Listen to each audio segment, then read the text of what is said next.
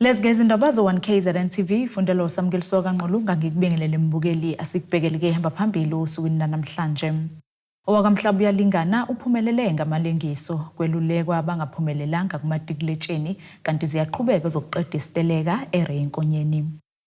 Umfundi wesikole samabanga aphezulu John Wesley Kosi Bay Private School kwaMhlaba uyalingana owethu Shangase okunguye kubaqoqode bonke emakhanda kumatikuletsheni esifundazweni KwaZulu-Natal uthi uyathemba-ke ukuthi lokhu kuzolekelela ukuheha abatshali izimali ngenhloso yokuthuthukisa le ndawo kunike nabafundi amathuba angcono. UShangase usho kanje ekhuluma neziko lezindaba ngesikhathi kuqhubeka umcimbi ukuqomonisa abenze kahle ematikuletsheni esifundazweni obubanjeleke eThekwini.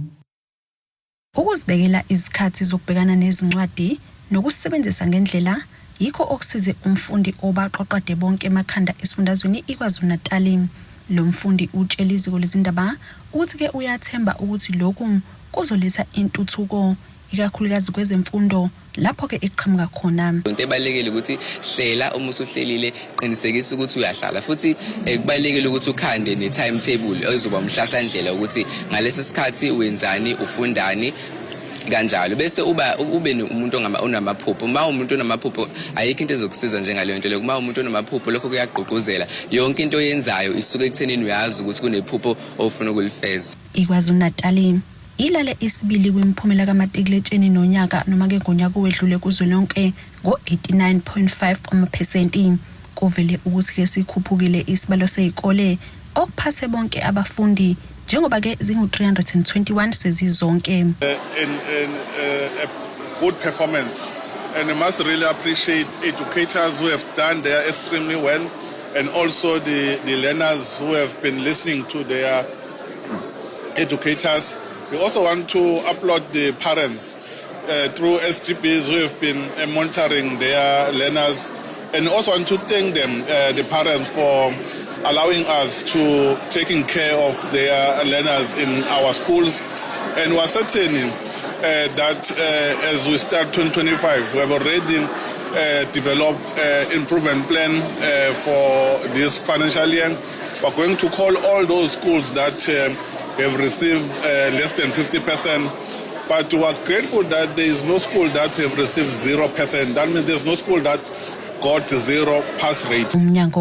Uthi-ke bafuna ukugxila kakhulu ezifundweni ezifana nezibalo nesayensi njengoba isakhombisa ukuba inkinga. Kunxuswe osomabhizinisi nemphakathi ukuba ke balekelele kulezo izikole okusenzima ukuba umnyango ufinyelele kuzo ngosizo. Abazali sangathi bangakhuthaza bathathe ingane zabo bazisesikoleni ngoba noma kuthiwa kuhlushekiwe ekhaya kulanjiwe kodwa mabekwazi ukuthatha ingane bayise esikoleni ayofunda leyo ngane masifundile yaphumelele yona yoshintsha isimo sekhaya.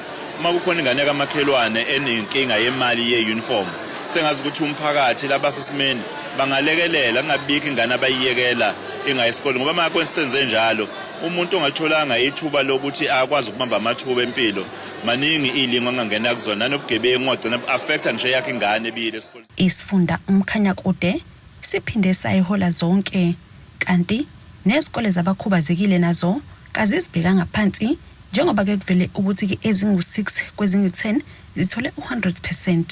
Endabeni ze-1KZN TV kube kuntombi khona Mvubu ngeseThekwini. Khona manje lo kudokotela Khangelani Sibiya we-WTS Academy Richards Bay nyakatho nesifundazwe uthi ke abafundi abangaphumelelanga abangalilahli ithemba kodwa ke besebenzisa ithuba lesibili lokuthi bebhale kabusha ngoba ukuzibulala akusona ke isisombululo. uSibiya ubekhuluma kanje ngemuva kokuthi ke kuphuma imiphumela kamatikuletsheni unyaka u-2024 nokuyilapho ke ebongele bonke abafundi abenze kahle kulonyaka. Njengoba ke iningi labafundi bamatikuletsheni belejabulele imiphumela yabo kwabanye ke bengajabule njengoba ke bengaphumelelanga. Udokotela Khangelani Sibiya we-WTS Academy ese-Richards Bay uthi ke akapheli ngalabo abangaphumelele. Ukungaphumeleli kwabo akusho ukuthi ke sekuphelile njengoba kukhona abaphida kabili kathathu ukuze ke kulunge. uSibiya uthi-ke zikhona izikhungo lapho abafundi bengalungisa khona imiphumela yabo. Izikhungo ezifana no-WTS Academy zingezinye-ke lapho abantwana bengakwazi ukuthi-ke basizakale khona njengoba babeke nema-camp, ama-cross nights ukulekelela abantwana ngezifundo zabo ezahlukene. Laba abangaphumelelanga sithi umuntu akangalahli ithemba, asifuni umuntu ayibulala.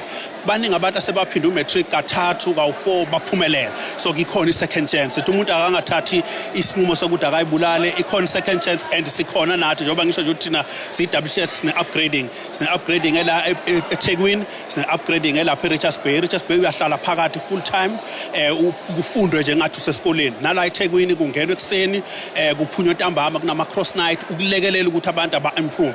So sithi abantu abangayibulali likhona ithuba njengoba sesishilo nje thina ukuthi sikhona siyasiza kakhulu. Uthi-ke kuhle ukuthi abafundi bephumelele ngobuningi babo, kodwa kubalekile ukuthi-ke imiphumela yabo mihle kangakanani nokwenza-ke amathuba abo okungena-ke emanyuvesi noma ezikhungweni zemfundo ephakeme ebe mahle. Senayo ke concern ethi ke funeke manje sikhuluma indaba ye-quality ngoba ke manje masikhuluma nge-quantity baningi abaphasile khona izikole ezithola 100%, kodwa uthola ukuthi masibuya ke manje sesicheck ama-levels umuntu akasaphasile kahle u-level 2 akekho umuntu e-varsity ngoba ke uze noma khulunywa nge-bachelor umuntu une-bachelor uba nayo i-bachelor kodwa ube no-level 2 we-maths. So ke into esifuna manje quality kakhulu le ifundo efaka o-maths no-science. Akugcinanga ngalabo abangayenzanga kahle kuphela, kodwa ke nalabo abaphumelele uphinde wabakhuthaza ukuthi nabo abathathe imikhakha abayithandayo bengangeni ezikhungweni zemfundo ephakeme ngoba bephansi kwengcindezi yokuthi-ke abantu bazothini uma bengafundi. Wabesabaxwayisa nokuthi beqapheleke izikhungo ezingoqibukhowe ezingabhalisiwe ngokomthetho. Abaqinisekise ukuthi ke masuphasile ungathathi noma yini ngoba ugcina umuntu esenza noma yiphi cause kanti uthola ukuthi ke uphoqa ama result. Mase lapha umuntu akangafika akhohlwe isimo sasekhaya alibalwe impilo yasevarsity. Ziningi izinto ezenzeka evarsity. Ufuna wazi ukuthi uma uye evarsity uyokwenzani. Siqaphele kakhulu lama university athoda waregistiwe izikhungo lezi engaregistiwe eyiseceleni. So kubalekile ukuthi umuntu ayi-check before a-register ukuthi ke lesikhungo a-register kusona sisemthethweni yini. Babe ngababrabhayo abakhipha imali bethi umuntu akuthembisa izulu nomhlaba uthothi into engekho. Asilandele khona ama-late application abantu abenza ama-walk-ins. Makuba ukuthi uno 49, 59, 69 uyakwazi ukwenza i-remarking nakanjani uyawuthola u2% ongakwazi ukuthi ukwenze ufike kule level ofuna ukuyifika. Imeya kamasipala iRenkonyeni uZodwa Mzindle uthi-ke ziyaqhubeka izingxoxo zokuzama ukuxazulula isiteleka sesisebenzi salo masipala esesidonseke izinyanga ezintathu. UMzindle uthi-ke ukufika kukaNgqongqoshe zokubusa ngobumbisane nendaba zomdabu uThula Sizwe Buthelezi akukho-ke isixazululo afika naso, kodwa-ke waphinda waphonsa kubona njengobaholi bomkhandlu ukuthi-ke bayixazulule. Kuzokhumbuleka ukuthi lezi zisebenzi zikhala ngokungafeza kwezethembiso ezenziwa yilo masipala zokubakhokhela-ke imali yabo. I had invited the mayor to be here, but I do not see the mayor because I thought it's important for the leadership of Renkonyeni to be here so that they can hear for themselves what are the concerns which are being raised by the community. But the absence of the mayor speaks volumes. Lawa ngamazwi kaNgqongqoshe wakaCokt esifundazweni ekhalaza ngemeya kamasipala iRenkonyeni ngongabi ingxenye yomhlangano ayewubizile wabaholi bomkhandlu, abakhokhi bentela, umphakathi kanye nezisebenzi kulandela isiteleka sesisebenzi sesidonsa izinyanga ezintathu. Imeya ibisiziphendulela. I-meeting ya Friday i-office lika MEC kuzofanele ke limtshele iqiniso ukuthi lenze njani ngesikhathi lisenda ama-invitation kwi-leadership yaseRenkonyeni, because sike eThekwini emeetingini umuntu owasazisa ngokuthi uthole i-invitation babe invitele uspeaker kuphela, not i-leadership iyonke. Mina eyabo i-invitation as umeya ngayithola on Thursday kwaku half osuku ngithola. Uma ngabe sengithola ngabe sengiphushela kwi-Troika njengenjwayelo, kodwa initially umuntu wamenyiwe kwaku-speaker. Iqhuba ithi ukufika kukaNgqongqoshe akuzange kufike nesisombululo, kodwa waphinde wayiphonsa kubona. asikaze sithole usizo or a possible solution eofisini lika MEC namanje akaze basho ukuthi bazosilekela ngani meeting eya Friday enanikhona nani kuyona ngiyathemba ukuthi anizange nizwe ukuthi yini athi uzosilekelela ngayo akaze asiphe futhi nanesixazululo kunaloko into esayithola after sekukhulunyiwe kwaba ukuthi ushiya thina ukuthi asiphume nesixazululo. Uthi ziyaqhubeka izingxoxo zokuqhamuka nesisombululo sesiteleka sesisebenzi esiqhubekayo.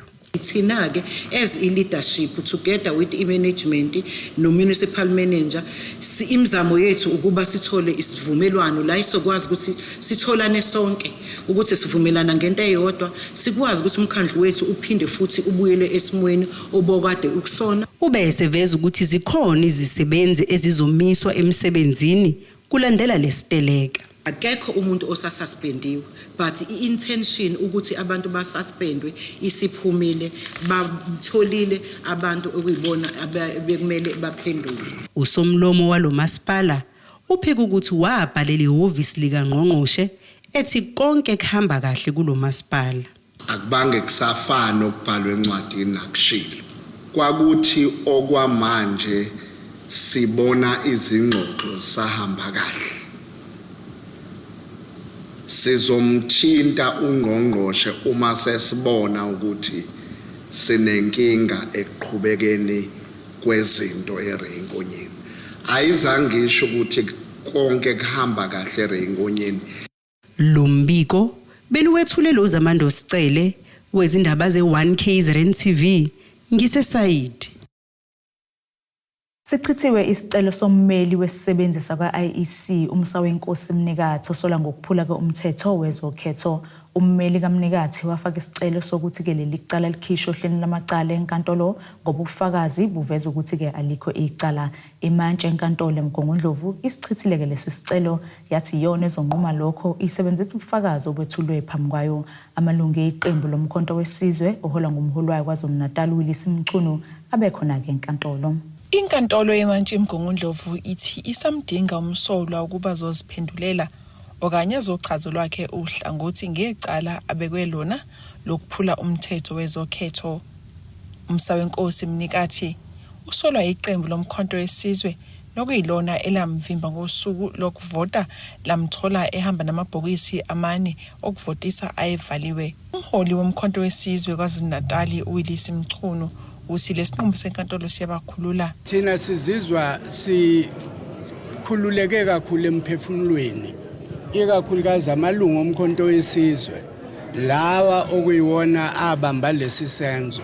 Namhlanje kuhlaluke obala ukuthi ayenza umsebenzi omkhulu kabi futhi lowo msebenzi awawenzelanga umkhonto wesizwe awenzela isizwe sonke ngoba inkantolo ithi kufanele libhekwe leli cala kusho ukuthi khona okufanele akuphendule lo owabanjwa nalamabhokisi khona okufanele akuphendule. Isemqoka ke leyo nto ngoba ileyo efuna umthetho sisekelo walelizwe kodwa esithi thina isikhathi esiningi abantu bayaphuma bangayiswe inkantolo.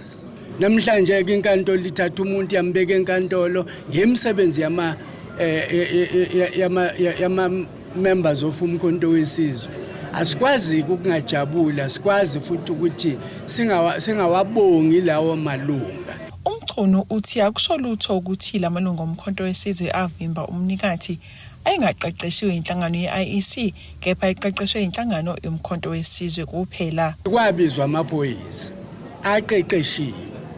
Afika amaphoyisa aqeqeshiwe alithatha icala liregister amthatha umuntu ayombeka lapha ya. Leli cala lisenkantolo ngenxa yokuthi amalungu omkhonto wesizwe asebenza nabantu abamaphoyisa abaqeqeshiwe. Kodwa ke mina njengomuntu wase South Africa noseke wasebenza endimeni yakahulumeni ngiyazi ukuthi umuntu wase South Africa unelungelo eligcwele khona into ekuthiwa citizens arrest. Akukho emthethweni ukuthi uyozuqeqeshwe ukuthi uze wenze citizens arrest. Ummeli kamnikathi u-Advocate Ashley Jennings uthi bazohlanganisa amakhanda ngesinqumo abazothatha ukuya phambili. My application for 174 has been refused. So we're coming back here on the 21st and I've got to get instructions from my instructing attorney as well as my client the way forward. Ezindabeni ze-1KZN TV ngu-Ayanda Dube semgongundlovu. Asithishelele ey'tolo siyasiqhubeka nazo indaba zethu.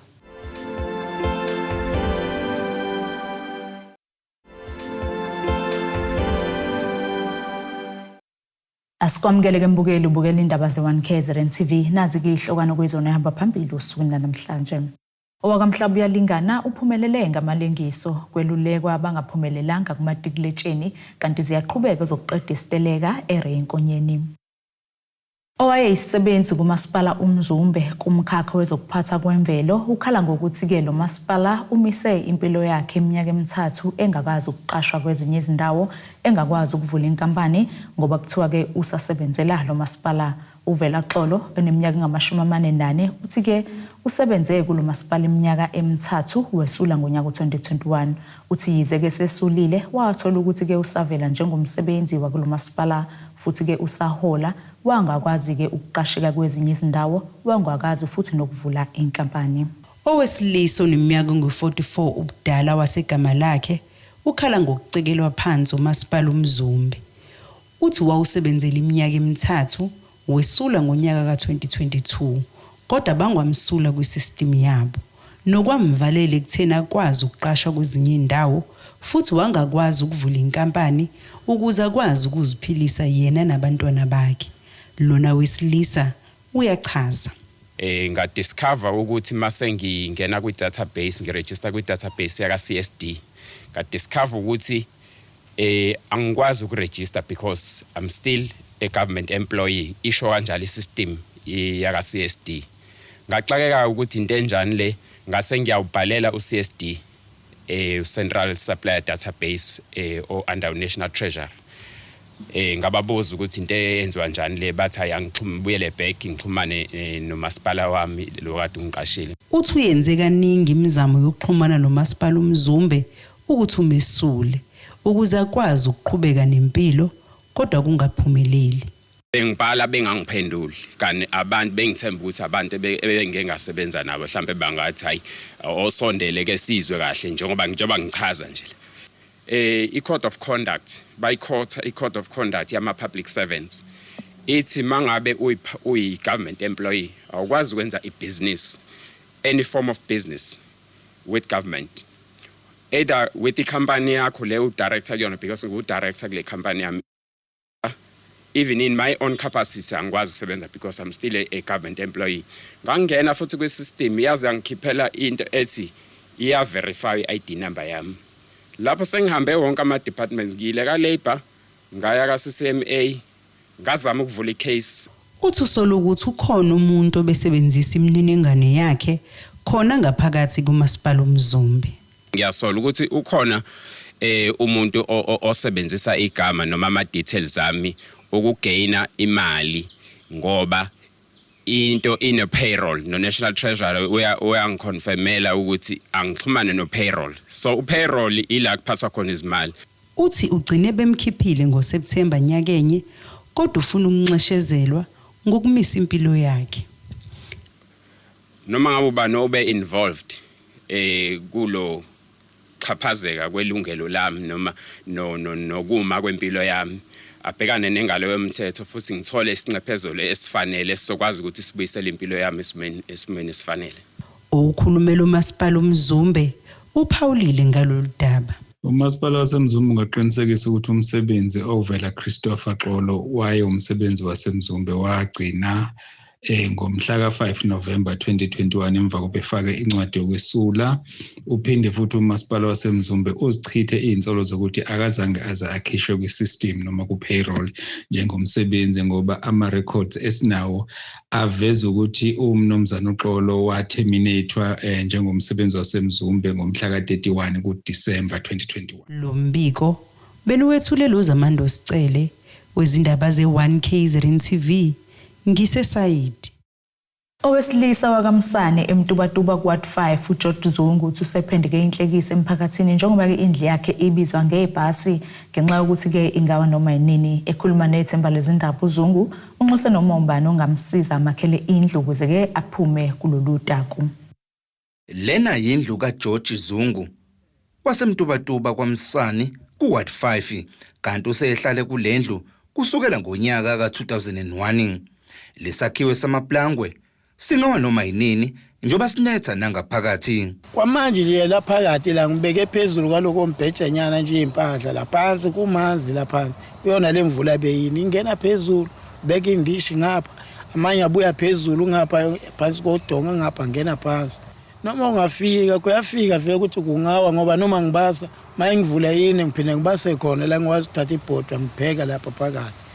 Akuyafika nje ngithatha nogodo ngibeke ngale kodwa ngithi angikosi ngizobalekela ngishone kuphi kufana ukuthi manje la ngisethunini lami akukho la ngizophuma ngisho. uZungu uthi usephenduka inhlekisa emphakathini kanti bese enxusa noma ubani nosomabhizinisi ukuba bamsize bamakhele indlu esesimeni. uZungu uphinde waveza ukuthi umsebenzi akwazi ukwenza ukupenda nakhona agcine ephelelwe umsebenzi ngenxa yokugula. Kunokuthi manje badlula abantu badlula abanye la ngamatekisi angibona ngihleli abanye bayahleka bethi hayi ibhasi libheke phansi sikole ukuthi mhlawumbe omunye unakho abona namali angilekelele nangoba angizenzanga esimo sami sinzima angisebenzi itanto ngingasebenzi aphatha emlenze ngiyagula manje ugula kwami akusangiholeli ukuthi manje ngikhona ukuthi manje ke ngisipita njengokuqala. Umsebenzi anguthola umsebenzi engiqualify ko wepainting. Ana lo baba lo engipenda naye wabona hayi ngiyagula. Wafika manje wangehlisa ukuthi manje okay ngiqhubeka nokupenda.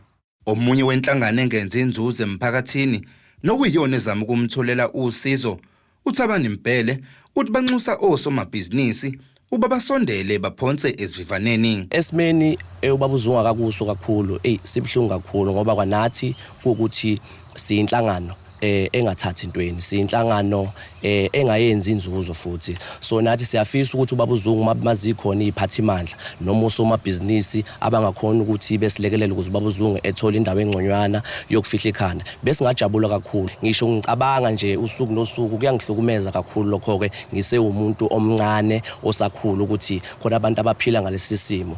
Sina njenge non-profit organization simisele kakhulu ukuthi ubaba uZungu egcine etholile usizo. Umnyango wezokuhlaliswa kwabantu uthunyelelwe mayelana nalomuzi kodwa wagcina ungazange uphendule. Ezindabeni se1 KZN TV kubika uThabani Maphumulo eMtubatuba. Umasipala wesifunda amajuba enhlaneli kaMthaniya uhlanganyele nezisebenzi zamanzi kanye nalabo ababambe iqhaza udabeni lwamanzi ukuze bexoxisane ngezinkinga ezibhekene namanzi lokhu kuza emva kokuba ke lesi sifunda sihlaselwe inkinga yamanzi ngozibandlelo wedlule. Umeya lomasipala uThembelihle Mthembu uthi ke balungiselela izimo ezizayo esithinta ukuphazamiseka kwamanzi. Imeya yomasipala amajuba uThembelihle Mthembu ibiza isiqongo sodaba lwamanzi lapho bekudingidwa khona izindlela zokulwa nokuphela kwamanzi. Mbake sibe nenkinga yamanzi emajuba koDanhauser nasemadlangeni. Kangangokuthi emadlangeni idamu leli lisikelela amanzi kuyibalela idam lizelasha senza amanye ama-measures ukuthi sikwazi ukudonsa amanzi deep edamini. Umuntu uphinde wayafuthi naseDanhauser ehambisa ama-truck amanzi as a temporary measure wafika wayibonela infrastructure ukuthi ikhona impombe emathadi nabantu. Sibe sesenza uhlelo lokuthi sihambele thina phansi noengineer sicheke inkinga la ikhona ukuthi why amanzi angaphuma empompini. Sibe sesiyithola ke ilo inkinga sawashiye ephuma amanzi empompini. Ilokho ke okungenzeka ukuthi ngicabanga ukuthi asibe nale water summit la sobiza khona onke ama stakeholders oengineer labo masipala laba bangaphansi kwemajuba iDanhauser emadlangeni Newcastle uCocta nabo bonke nje ama stakeholders adlala indima kwi water and sanitation ukuze sizo engage siphume nama resolution bese ukuthi mhlambe ngoJune noma ngoJuly sibe ne summit review yalolu hlobo sizobheka khona ukuthi sikachievile inlokho esavumelana ngakho namhlanje. Uqhube ngokuthi amadama kule ndawo asagcwele kwamanje. Kodwa kusijabulisa kakhulu ukuthi amadamu ethu aku 100% capacity agcwele kusho ukuthi sizoba nayo amanzi kulesikhathi esizayo ngoba zwile futhi ngochwepheshe ukuthi kuzoba ngesomiso ngoOctober kuwo lonyaka. So ingakho sibiza ihlobo lale summit sizobhekana nenkinga isephambili singaficani la isifice singalindele. Uphinde waveza ukuthi inhloso ukuba beqede izithuthi manzi njengoba ziphinde zimoshe imali. Siyazi ukuthi akhona ama-boreholes emajuba awasebenzi kodwa sowa-rehabilitator siwalungise kabusha ukuze azophuma amanzi. Sizama ngalento uqeda lento yama-water can le esigcina simoshisa imali engabe siyisebenzisa kwezinye izinto so wahambe lonke amawadi. Kanti inkosi uAyanda Zwane bithamele lesi siqongo ithi amakhansela alikhombisa ugqozu njengoba behlezi bebabikela njengamakhosi ngodaba lwamanzi. Amakhansela anala ugqozi ngoba ayazirepotele njengamakhosi ukuthi imbangela ukuthi engabe bekho amanzi ilana kodwa sethemba ukuthi manje kusuka manje umphakathi usizowathola amanzi ngendlela efanele.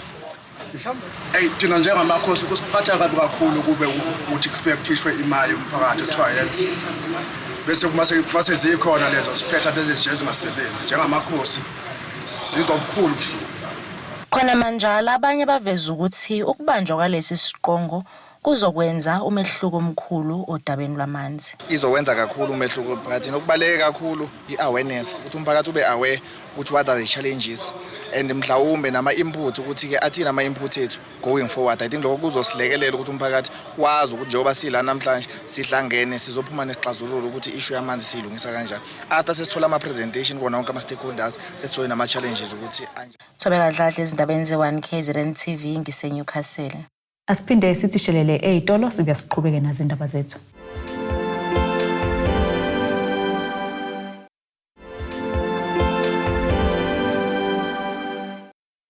Asiphinde ke sikwamukele imbukeli usabukele zona ke indaba ze-1 KZN TV sikukhumbuze ke bekuyizona ebehamba phambili usuku namhlanje.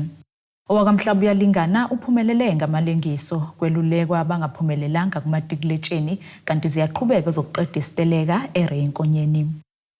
Ake singene ke engosini yezomnotho.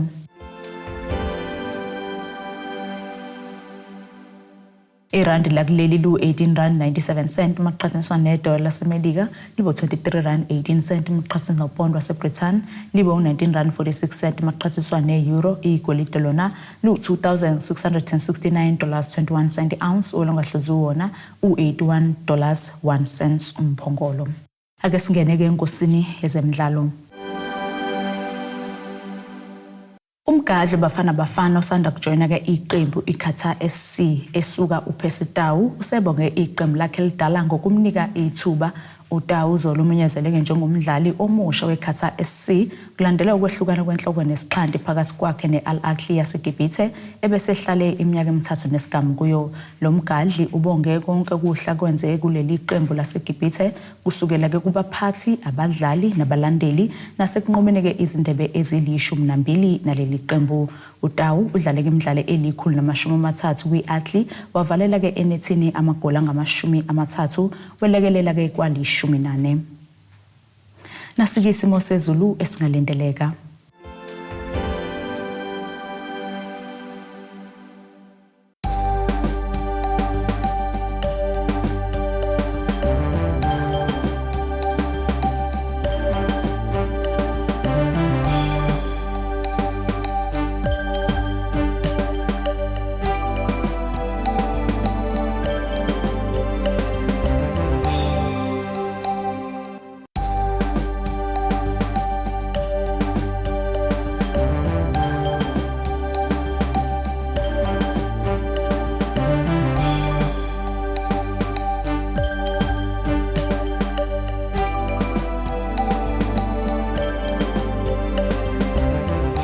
Mokeleke ziyaguqa bese kuphathele zona usuna namhlanje.